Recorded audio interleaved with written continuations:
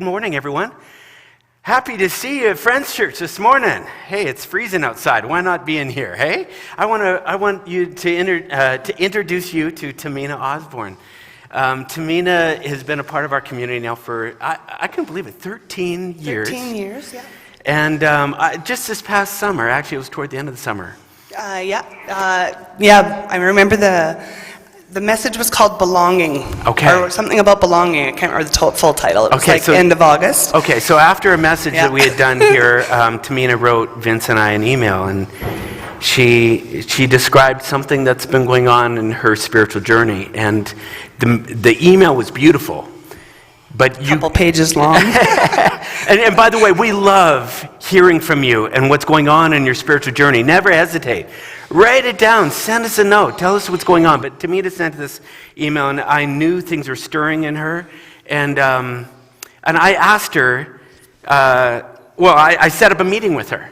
And I said, I think we need to chat, because there's stuff going on here. And I could tell she was right at kind of a precipice of kind of taking a new step in a big direction. So anyways, before I get too far ahead, Tamina, why don't you tell us what had been going on that led up to that email? Well, I think a combination of pandemic, obviously, was disruptive to my life. I'm sure to everybody's life. But I've been in school for like the last 10 years, basically. Worked really hard to get the job that I finally got. Started 2 weeks after the pandemic started. And then, I was a single mom. I've worked 3 jobs, and I've done nothing but work for like 10 years. And then I finally got, I reached my goal. Got where I wanted to be, but then I felt awful. I just felt I had no relationships. I had no connection. And even my relationship with my kids, there were just thoughts that were getting in my way. They were shame thoughts. They were, I'm not good enough, or I'm not smart enough, I'm not a good enough parent. They were shame thoughts. I recognize them as that. Yeah, so you reached out and you said, I'm trained in social work. I have learned many things, and I am seeing some stuff that I'm even caught in, and I'm tired of it, and I want to move forward. We did this message on belonging, and I could tell there was something inside you going, I want to feel a greater sense of connection and belonging. Well, I knew it was holding me back. Yeah. I knew that was the thing. There were these thoughts that were getting in the way of me actually being able to step into or enjoy all the work that I'd done. Right. So we got together, we started talking through that, and started maybe suggesting some little actionable steps that you could take to kind of, you've gotten up to this point, and now you're going to step over the threshold. So we talked through some strategies. And very helpful. Yeah, good. And so at the end of it, I said, Tamina, we're getting ready to launch a women's group this fall. You need to jump into that. This would be the perfect environment to connect with some other women in a safe place where you can be open and vulnerable and connect with others. And so you said, hey, I'll watch for it. I said, watch for it. You'll see it on the app. It'll be showing up here anytime. Anyways, a week passes. She sends me a little note going, yeah, I'm not seeing anything on the app. I said, oh, yeah, about that. Life has conspired. And with one of the ladies that was going to be taking it on and running it, whole bunch changed in her world, and she said, Jeff, I got to step back. I can't launch this group right now. I'm not in a place. I don't have the time and capacity. So anyways, I explained this to Tamina, and I sent it off in an email, and I just said, hey, by the way. With, let me know if you're interested. Interested in leading the group. I kind of threw out a hook. Hey, if you want to lead the group, let me know. So anyways, then about a couple days later, Tamina sends me a note and says, I'm in. I'll lead that group.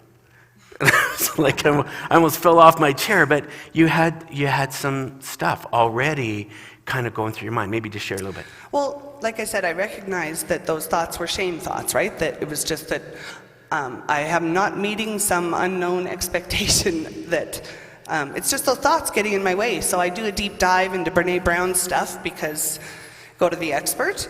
And in my searches, I actually ran across this group that I had attended based on her book, I thought it was just me, but it isn't. And so the group is called Connections. It's a 12-week group where it's all about shame and building resilience to it. Okay. And so I bought this group a long time ago, not ever really knowing what I was going to do with it. And then you asked that? The title of the curriculum is called Connections. Which all this leads to What is I greater was connection in your reaching life. out to you for. So yeah, when you offered that to me, it just felt like, well, crap. I feel like this probably makes sense, and it's uncomfortable, but that's what shame makes me do. It makes me want to avoid and step back and avoid anything to not be comfortable or not be uncomfortable. Right. So we started chatting, and we said, okay, well, look, 12 weeks is a long time. it is too long. Yeah, so we just said, what if we said, if we could launch a group, why don't we give it 3 sessions and just see how it goes? Yeah. And so we decided together that we would launch this group, not I won't be there, but you will be there leading it, facilitating it, but a discussion group here in the community, actually here in the auditorium, to provide social distancing for those that would like to be a part of it. And it will run every 3 weeks. Yeah. So we'll the first do Mondays, starting not this Monday, coming next Monday, so the 26th, I think. 26th. And then 3 weeks, and then 3 weeks again. So we'll have 3 sessions between now and end of the year. And then if we decide it's something that maybe we're getting value of or out of, we could talk about going forward. But for now, just 3. Okay. That's all I'm committing to. Hey, awesome. Hey, does that sound all right? So look, we want to invite any woman in our community that is in that place who would like to get connected or experience a deeper level of connection with others, and just practice being more open about your own life, and which leads to greater connection with those in your life and those around you. So if you'd like to get involved, you can go to our website or go onto our app. It's on there. Look up events. You'll see it. Get signed up. Thanks, Tamina. Thank you. All right. Yeah, proud of you. Trevor.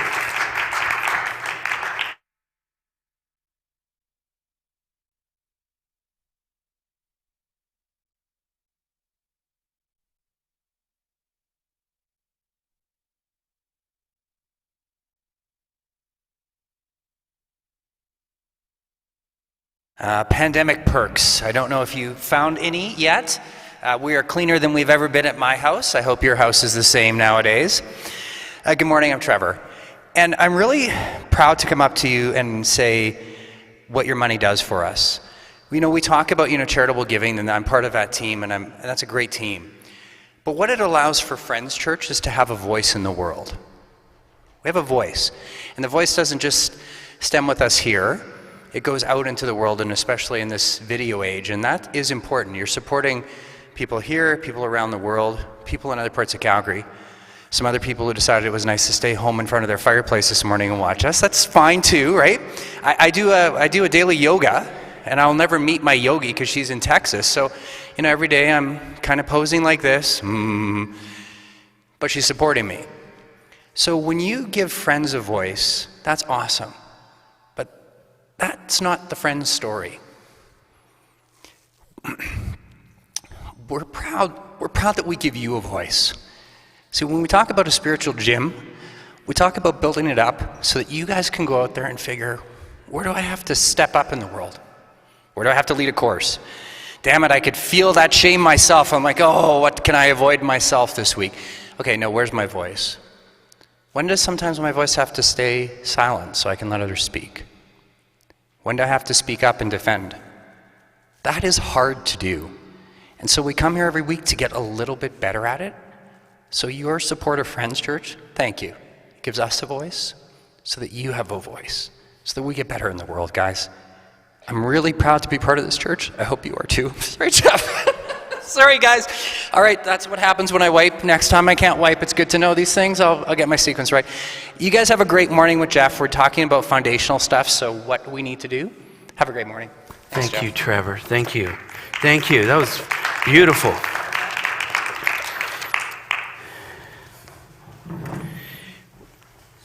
I love hearing the way that the gym is affecting different people. And if you're here for the first time, I hope that this will be a meaningful hour of interaction at a perhaps a deeper level than some of your week will be. Last week, I talked about finding purpose in our lives. I came out and I said, there's got to be a deeper reason why you're getting out of bed on Sunday mornings. There's got to be a reason, something that's pushing you to carve time out of your day to tune in to what we're talking about here. And last week I said we're all craving a deeper sense of purpose for our lives. And so we often will come into environments like this or chase down spirituality trying to find a deeper purpose. But the truth is, I think there's other things that we chase or that we're looking for when we walk into a place like this. Or when we tune into a podcast that it has a spiritual nature to it. Or when we start reading, we head to the religious section or the spirituality section of the library or the bookstore, and we start leafing through. Like, why do we do that? What is it we're hoping to find? I think there's another reason beyond just a deeper sense of purpose for your life here on earth. I think many of us have turned to this thing hoping to experience something deeper than just the physicality of life. Specifically, I think we're chasing experiences that will touch us, that will move us, that will speak to us at some kind of soul level. And if you're not sure what I'm talking about, I want you to give me a few minutes to explain this morning. I was sharing a few weeks ago that I was brought up in a Pentecostal, kind of a charismatic style church community. This tradition, this way of doing church was very, they placed a lot of emphasis on the experience of the sacred, of the divine, of the transcendent. People came every Sunday hoping, anticipating to be touched in a very deep, soul-level kind of way. We would learn about the mysterious nature of the divine, who once moved in the lives of our spiritual ancestors as told by the stories of the Bible. I remember hearing the story of Moses, even as a young kid growing up. This guy is walking in the desert, early stages of his life, and he sees this bush burning. It's on fire, but he's looking at it, and it's like the branches aren't turning black. It's not burning. It's not being consumed by the fire. And it catches his eye. He walks right up to it, and then in that moment, the story says, God began to speak. And it was in that moment that God gave Moses one of the famous assignments, to go into Egypt and to liberate his people, the Israelites, from the grip of the Pharaoh. It's where that whole story originated, was sitting around this burning bush that wasn't burning. I remember the pastor saying, some of you are at a crossroads right now. Some of you are wrestling with the decision and you need a burning bush. How many are looking for a burning bush moment? And I remember hands shooting up in that auditorium, and I'm thinking, I would love one of those.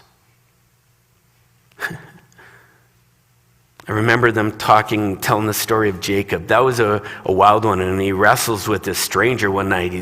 He's on this journey back to his homeland. He's been, kind of separated from his brother and his family after doing some bad stuff. He's on his way back. He's camping out in this riverside, and this stranger shows up. And the story says that he wrestled with this guy. He wrestled all night. I mean, it's pretty fantastic. And at one point, the stranger, what appears to be an angel, says, you got to let go of me. It's almost daybreak. And Jacob's clinging on to him. He says, I'm not going to let go of you without you giving me a blessing. Now, all this stuff sounds weird. It's cryptic. But that angel looked at him and he said, what's your name? He says, my name is Jacob. He says, you're no longer going to be called Jacob. You're going to be called Israel. because you just battled with the Lord and you prevailed. Battled with God. You wrestled with God. And I remember the pastor in my tradition saying, some of you are in a wrestling match with the way that life is going. You hate it. You wish it was anything but. You need to dig in because there's a blessing on the other side of that. Persevere. I remember them telling these stories, and I'm just like, wow, yeah, maybe that's what's going on in my life right now. But I remember people being moved in these services. Regardless of the stories told, the belief was that God, or this power, this invisible spirit out there, could still be experienced in very real, tangible ways today, just like our ancestors. And I know it's going to sound spooky to many of you, but there were times when I observed in those settings stuff. It was hard for me to really wrap my head around, to explain in like normal sense. I've told this story before, but it's still one that leaves me at night. It's like I got this file of X-Files, and I'm still not sure with what I saw or experienced. When I was in high school, I was a part of a group of guys who were all pretty athletic. We played a lot of sports. We loved playing basketball and football, and hockey together. And one of the guys, he developed bad knee problems. We were young, like we were in high school. The doctor told him that he wouldn't be able to play sports anymore. We were all devastated for him. Like we almost couldn't believe that he was going to have to stop doing all this activity with us. Over a short amount of time, it felt like he just was miles away from us. Someone would say, Don, I'm like, yeah, where is Don? We get a call from Don one day, and he says, guys, there's this thing at the church. They're holding this big healing weekend. And I'm kind of hoping to go, wondering if you would come. He didn't have to say too much. We knew he was gunning for something to happen with his knees. Now, this might be completely outside of your realm of normal life, and if I'm spooking you out, just bear with me. So I was a little skeptical of the whole idea, but I thought, hey, let's go. Let's support Don any way we can. And so I remember sitting up in the balcony of this big auditorium. It was big, full house. And at one point, they were talking about the power of praying for people. The guy says, if you need a miracle tonight, I want you to come on down. Physical healing of some sort. Now, Don shoots to his feet, and we all know. We're like, yeah, man, you go after it. He goes walking down there. He's one of a number of people. And we're looking over the balcony at him, and then this couple who were doing this thing, they said, now, if you came with someone, I'm going to invite them to come and pray for you. And so us guys are like looking at it, so it's like, you are going, I'm not going, whatever. And the guy got to Don, he said, did you come with anyone? He says, yeah, I came with all my buddies. And he said, where are your buddies? And so we're like, oh, great, you stand up. No. And so he says, oh, all of you stand up, come on down. So we're going down there, and I'm thinking, man, I don't know that I even buy any of this. Whatever. Anyways, the short of the story is we pray. And Don comes back to sports. Don went on to play football. He went on to box in a gym. Nothing like.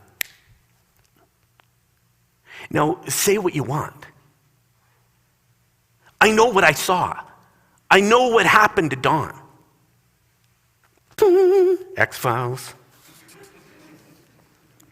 Another time, we were in the church.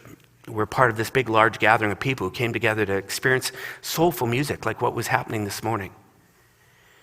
We called it worship, music that was directed toward and sung about the divine. And on this particular night, there was this guy, he was pretty popular back in that day. His name was Phil Driscoll. He was a trumpet player. And he had this raspy voice like Joe Cocker. I remember that on this one night, he walked up to the grand piano and began playing Amazing Grace. Oh, it gets me now even. He started playing that thing and just singing quietly as everyone listened. The auditorium, I don't know, there's maybe 800 people in that auditorium.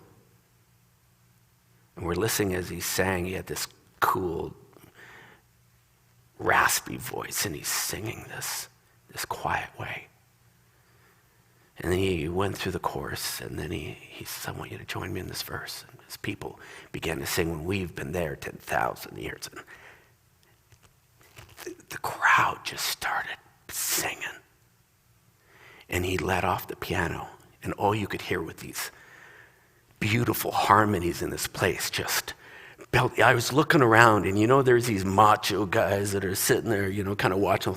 They are singing at the top of their lungs. Everyone is experiencing this moment, and then he grabs this little trumpet and begins playing these notes in the midst of this as we go into singing Amazing Grace. I'm telling you, every hair on the back of my neck is on end. I am sitting there, and it's just blowing my circuits at some level. There's people that are just crying. It is just electric. What do you do with that?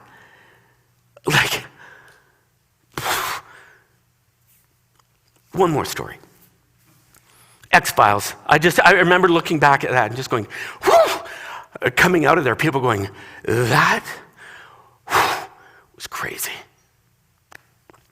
Another time. This is now, I've moved out of that tradition. I'm now pastoring Friends Church. But we're going through some difficult times as a church.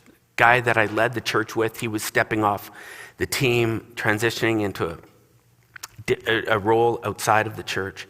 Stuff was going on. I had a kid at home that was really going through some tough stuff in his teenage years. I was just down. My mom was rolling through town and takes me for breakfast. And I didn't know how much I wanted to tell Mom, but she could pick up that I was kind of struggling. It was just weird. We're just talking, and I started that story, and then I didn't want to finish it, and I just said, let's talk about something else. Anyways, in the middle of our conversation, we're at Coors, Northland Village Mall, breakfast place. Mom starts talking. And I can't even explain this for a second, but it was like someone hit the mute button to all the ambient noise in that room. In fact, someone hit the mute button to what even my mom was saying in that moment. And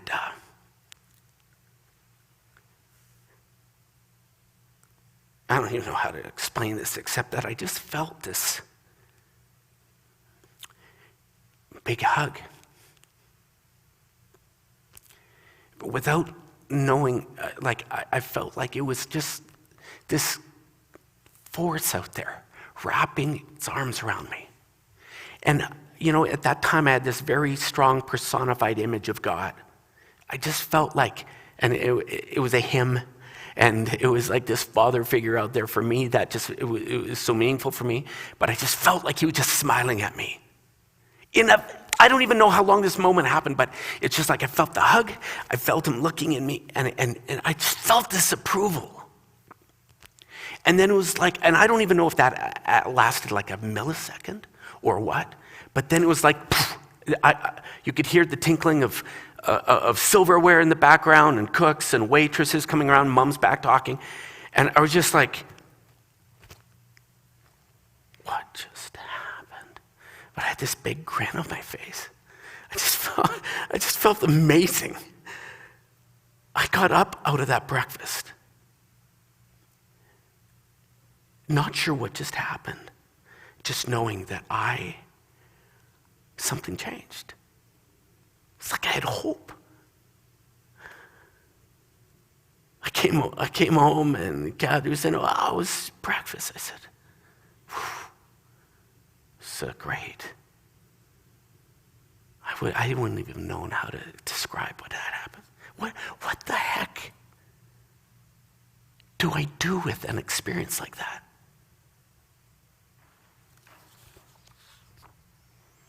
There are these vivid memories like these that I have that won't leave me. Put them in that X-Files folder, and I've filed them away. I'm betting perhaps you have one or two or maybe a list of your own circumstances, experiences where you just go, ooh, that was strange. I don't, sometimes someone will say, that was so freaky coincidental. Or I've spoken with many of you. In fact, it was only a number of weeks ago, there was a woman who came in. I thought I recognized her. She was wearing a mask. I came up here, it's so good to see you. She goes, it's good to see you. I said, oh, you're not? I thought you were someone else. She says, no, this is my first time here. I said, well, welcome. I'm so happy you're here. She goes, I don't know how to describe what just happened to me. But she says, I walked in here and she said, that girl that just began playing the piano, literally from the moment she started playing, something inside me just let go. And I could not stop myself from crying. I bawled the whole service. She says, I feel like that message was just handcrafted for me right now. I said, well, join the ranks. I know what you mean.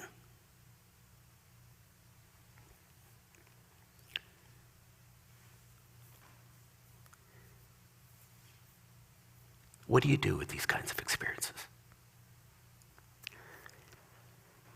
This might sound strange to some of you, but when I left that former church experience, that Pentecostal charismatic environment, and we started Friends Church, I tried to bury many of those memories. I took that X-Files folder that I had of all those moments, and I just mentally tried to pitch them in a dumpster. Because I'd seen a lot of weird stuff too. I'd seen stuff that I went, no, I'm not buying that. Some part of me was determined to never bring that stuff up again. I didn't want to talk about that in this environment, in this new environment. I want to talk about solid, empirical stuff, science. Come on, let's talk about stuff that we can actually prove. Not this nonsensical, superstitious stuff. I'm running from that. I want to talk about stuff that doesn't have people going, man, you guys are wacko. Over the last few years, we've talked quite a bit about the different stages of the spiritual journey that are common for all of us, for humanity. I didn't know, looking back at the time, that I was just entering the throes of what is known as stage 3 spirituality. They call it kind of the doubt phase, the skeptic phase, where you begin questioning everything you had once been taught. Everything you once you experienced. You just start going, wait a second. I don't know about that. I think that was just too much pizza the night before. That's what happened to me. Oh yeah, there's stuff that happens, but it's just emotional. I was scrutinizing and challenging so much of what I formerly believed and experienced. Anything that I couldn't prove, that I couldn't explain, I just wanted to label it as superstitious and put it way over there. Kind of subordinate it to a lower class of data. And I've met a lot of people in that time that would come telling me their stories. I'm like, yeah, okay. Yeah, we don't really go off on that kind of stuff around here. Maybe you're looking for a different environment. I mean, science had already done so much explaining for why the world is the way it is, hasn't it? I mean, we've learned the sun doesn't revolve around the earth, right? Volcanoes erupt and earthquakes and hurricanes occur for reasons other than divine anger. It's not because God is pissed off at someone. Now the tornado's blowing down a town. There's weather patterns and there's tectonic plates and there's lots of things that are explaining why the world works and operates the way it does. Causes that lead to effects. and the clear connections between the two. So many natural explanations have been given and discovered for why we experience what we do. But having said all that, these scientific explanations and understandings also have limits. Limits that become really obvious when we begin talking about some of these transcendent moments.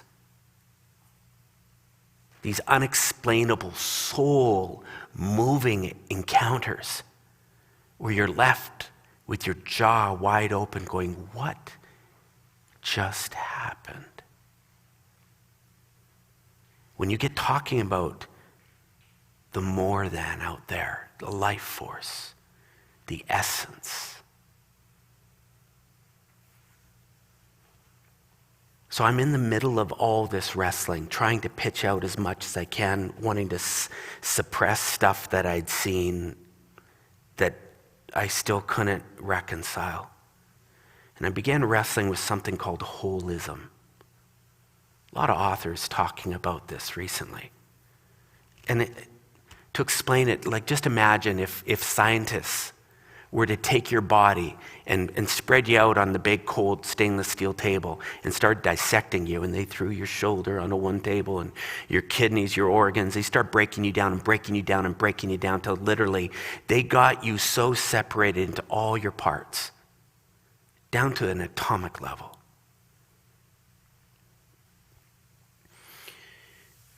At some point, the question would be asked, where are you located in all of this?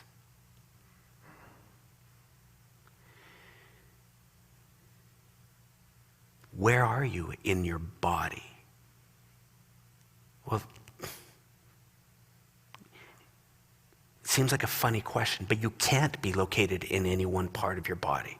You could pull every single cell apart, right down to the last atom, and never begin to locate the unique essence that you know to be you. This is because there are dimensions to you that transcend the actual parts of your body. It transcends that. Holism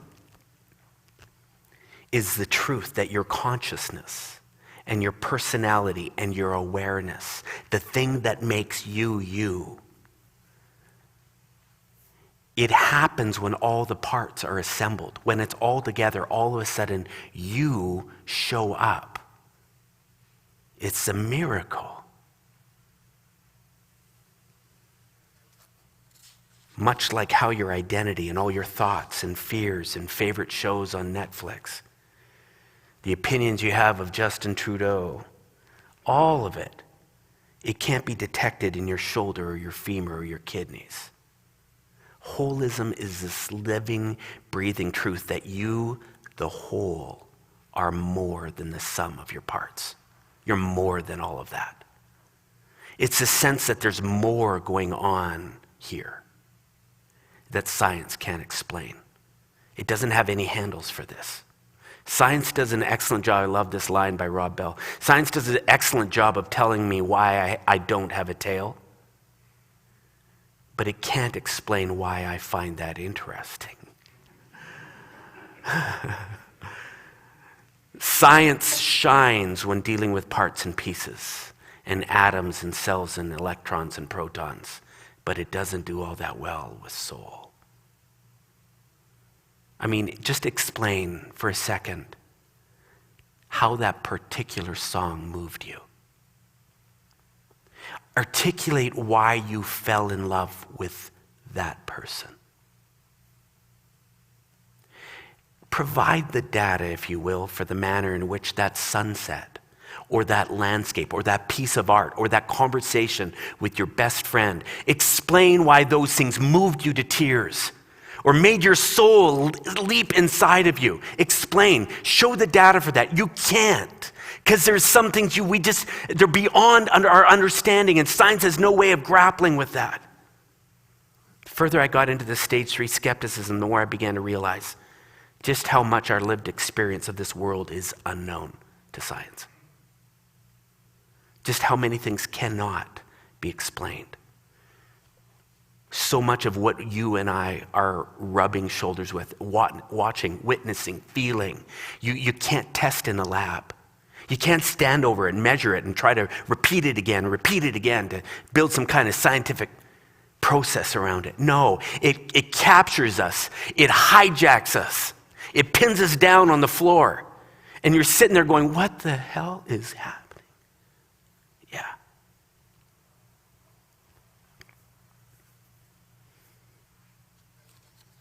Which brings me back to my original question. Why you looked up religion. Why you got involved in this thing called church. Why you got out of bed this morning. Yeah, you may be looking for some greater purpose in your life, but you know what I think? I think there is some part of you that needs to be moved and touched. I think there's some craving inside of you for some kind of movement at a soul level.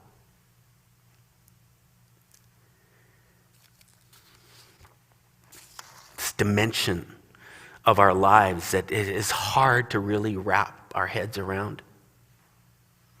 Beyond the mental and the cerebral parts of our minds, beyond the mechanical and tactile parts of our physicality, I think there is something inside of us that's longing for experiences of the mysterious, the unexplainable and transcendent. Loved what you shared this morning, Gregory. That song about the holy vapor. Yeah, it's mystery. There's mystery going on. And we want to dismiss, and we want to and make this so cold and calculated. And I think perhaps the journey is about letting go of the need to be able to explain it all. So we've pushed into this fourth stage of spirituality. They say you begin to doubt your own doubts. You begin to say, I used to just throw all that out. Now, still don't know what to do with it. But I wonder what is going on there.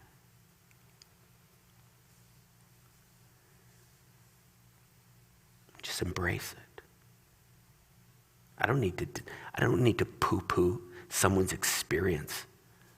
A woman comes in and is going, I don't know how to explain this. I'm bawling. I'm going, I don't know how to explain it either. But something very important just happened to you. And it's good. And you don't have to be embarrassed by it. Sitting with Tamina, I get that email saying, this is weird. I got this course and now I can't let this go. She said, I feel like this is an opportunity. Something was given to me for this reason. Yeah, how do you explain that? Don't need to. Step into it. I'm guessing there are some here listening to me today who are just like I was, going, don't, Jeff, don't. This is ridiculous. Keep both feet on the floor, Jeff. Don't get all flaky on me. I'm not getting all Pentecostal on you, don't worry. But I'm telling you, what we are experiencing on a daily basis is bigger and wider than any one of us has any idea about. And I think there is a part of you that's resonating. It's vibrating on a frequency that when something happens around you, your spidey senses go up. You go, oh, what is this? Just be open to it. That's all I got to say. Be open to it. Embrace the mystery. Easy message. Not too painful. How open are you today to the mystery that might be unfolding right in front of you, right in here even?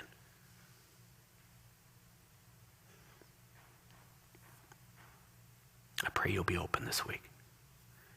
I pray in your search for purpose, you'll also keep your eyes open for these moments where your soul just feels like there's a big pitcher of water just being dumped into it and hydrating it. Whether it's out in the mountains, whether it's sitting staring at art, whether it's listening to beautiful music. I watch some of you faithfully will not miss Sunday mornings because something happens when this music plays. Something speaks to your soul. I get it. I get why. You'll wear a mask and you'll get down here and be a part of this. I don't care where you find those moments, but I pray you'll hunt them down this week. Or you'll review maybe past moments that you just tucked away in your X-Files folder too. And just wonder.